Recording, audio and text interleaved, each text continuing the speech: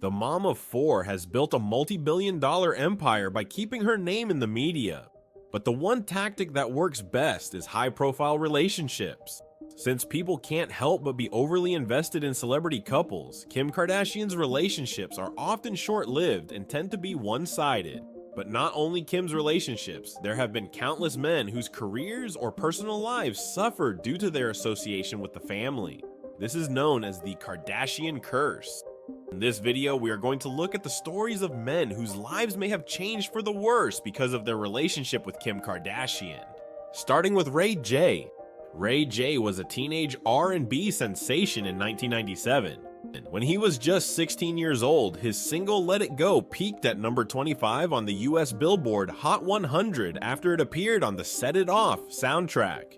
He continued this momentum in 2001 with his second single Wait a Minute featuring rapper Lil' Kim. He also ventured into acting, earning roles in popular sitcoms like Moesha and The Sinbad Show. He had every quality to be a multifaceted superstar in Hollywood. Then he met Kim Kardashian. During a brief musical hiatus, Ray J began dating Kim in 2003 after meeting her while she was working as a stylist for his sister Brandy. The couple dated for 3 years, during which they made an explicit tape that would later catapult Kim into the spotlight. However, at this time, Kim was just another Valley girl whose only claim to fame as being the daughter of the lawyer who represented O.J. Simpson, so the public was generally unaware of their relationship.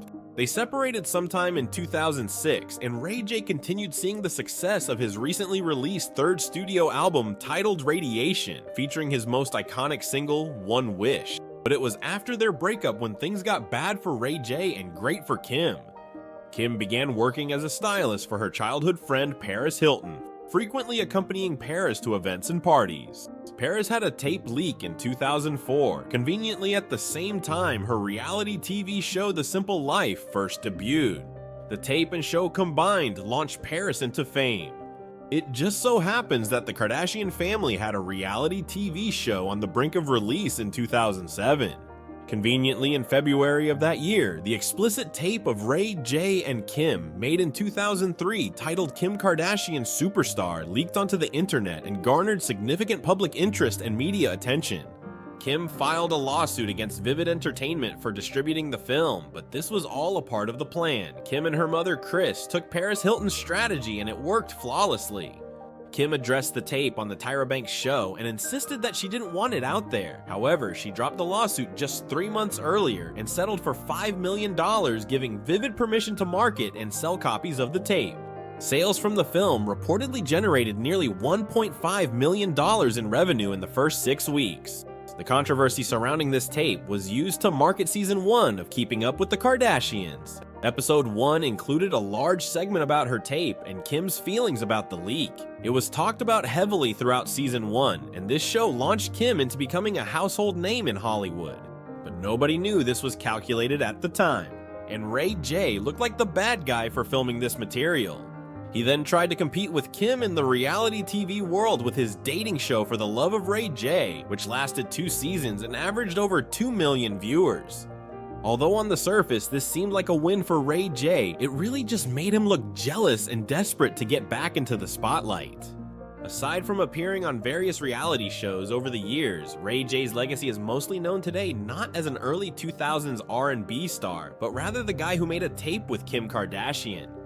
He was just a pawn to get Kim introduced to Hollywood, and he fell right into the trap. However, Reggie Bush would become the blueprint of how the Kardashians use relationships to line their pockets. Reggie was the most dominant college football player in the country during his time at the University of Southern California.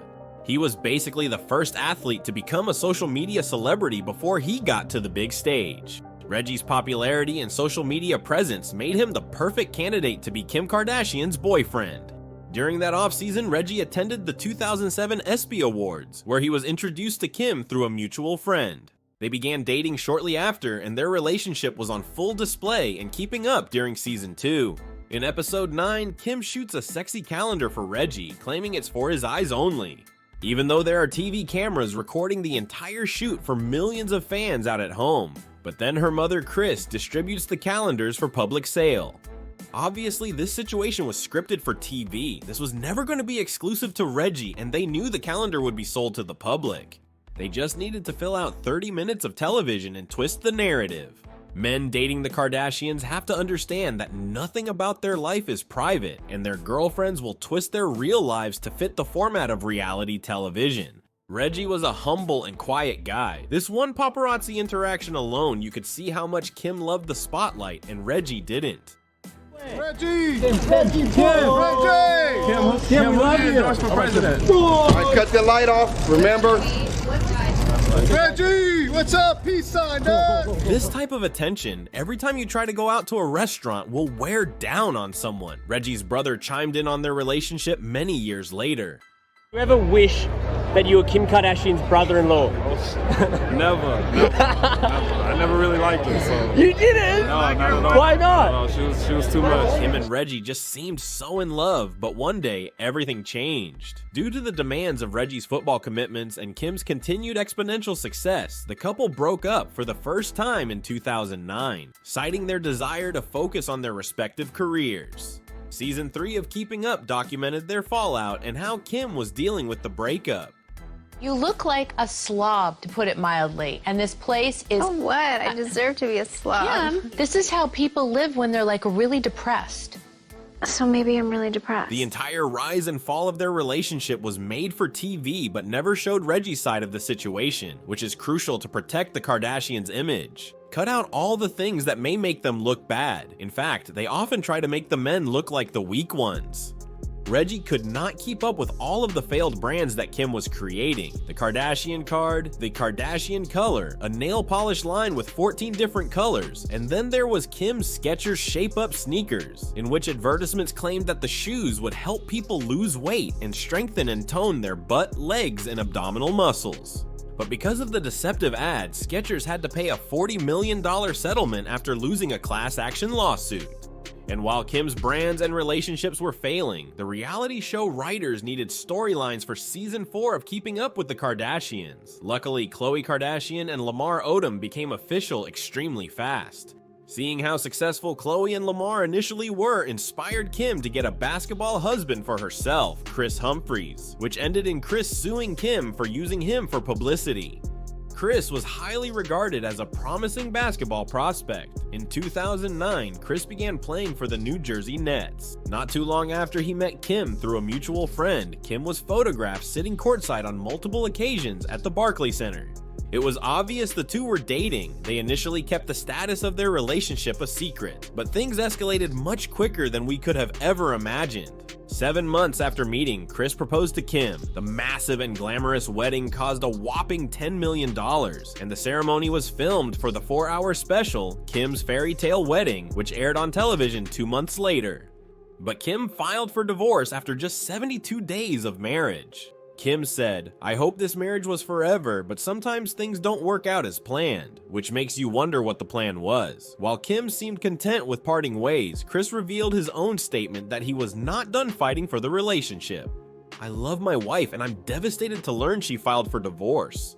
Kardashian fans immediately took Kim's side. They said Kris was always rude to her and they could tell through the highly edited and scripted TV show that it obviously wasn't going to work out. I'm just saying I want to raise my kids and live in LA. That's where I'm from. That's all I know. Maybe by the time you have kids and they're in school and all that, like, no one will probably care about you. Let's be honest. In response to this divorce, Kris filed to annul the marriage, citing that it was fraud. An annulment is a legal ruling that erases a marriage by declaring the marriage null and void, and that the union was never legally valid. Kind of confusing, but basically Kris was arguing that this marriage was all a spectacle for entertainment, where he was fully dedicated and serious the entire time. This failed marriage and the public siding with Kim shattered his reputation and overshadowed any of his career highlights, especially considering he was replaced with Kim's new superstar boyfriend Kanye West. Kanye and Kim's fallout is easily the biggest and most catastrophic of them all. Their relationship alone could be its own video. Kanye is trying to save his children from being used as pawns to become the successors of the Kardashian empire. Kris Jenner molded this formula of managing her kids' careers and capitalizing from their success. Kanye doesn't want that to be done to his kids because it has already begun. In November 2021, Kim launched a joint TikTok account with her eldest daughter, Northwest. They accumulated more than 130,000 followers in less than 24 hours. People were becoming fans of the 9-year-old and claimed she is exactly like Kanye, confident and unashamed of her attitude. Kanye told Kim he didn't want her on the app, but she wouldn't listen, so he went public.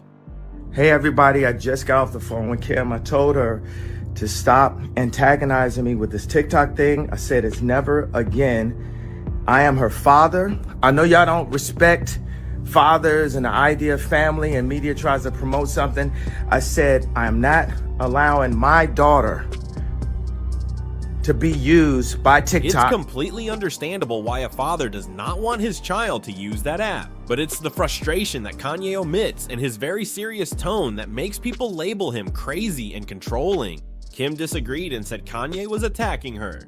However, just 1 year later, everyone agreed that Kanye was right. As a result, many questioned Kim's parenting. Maybe if we put our own family on display in front of millions, it would be just as messed up as their life. But one thing we can guarantee is that the Kardashians always benefit. They will always come out on top.